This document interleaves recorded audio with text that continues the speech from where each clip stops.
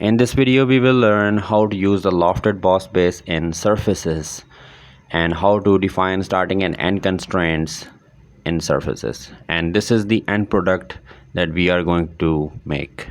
So let's begin. Open a part file, guys, and then click on top plane, select sketch option,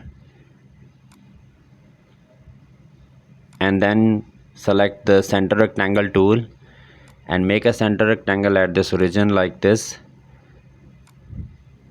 And now let's specify the dimensions. So smart dimension tool, specify the length of this line 120 millimeters, and then specify the length of this line 52 millimeters.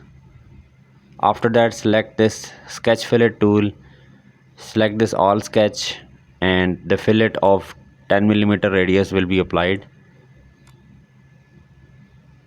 Then exit the sketch. This is our first sketch, and now we need to make a plane from the reference geometry, because in Lofted surface we used to make 2 or 3 different planes, and we make sketches on those planes, and then we select those sketches to make the Lofted surface.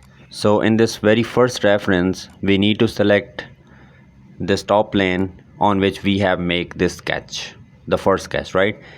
And here we need to offset by 38 millimeter from the top plane, and now select this plane and make a sketch on it.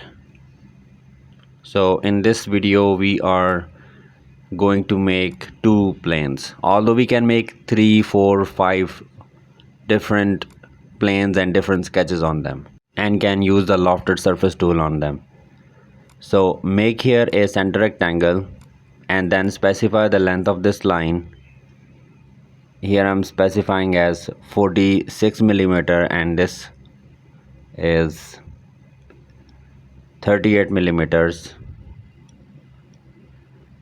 Let's apply some sketch fillet tool. The radius of this is 6 millimeter for all, and you can complete the rest of the dimension by yourself.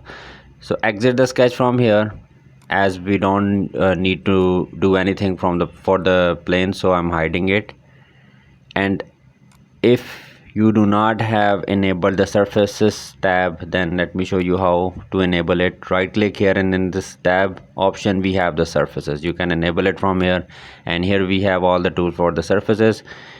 We need this Lofted surface tool, so select it. In this very window we need to select both of these sketches, so first one and the second one, and here are the connectors. We can use them to control our surface. We need straight for this tutorial.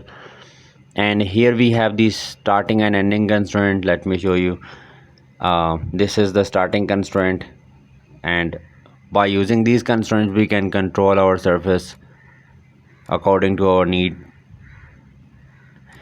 We can increase and decrease these numbers, these digits, to control our surface. And to have some more control, we can use the guide curves as well. There are more options to control the surface. So that's how we use Lofted surface in Solidworks. And if you want to learn more videos on surfaces, then I can provide the link in the description. You can watch the whole series. And if you find this video helpful, guys, then please hit the like button and subscribe to my channel. Thanks for watching.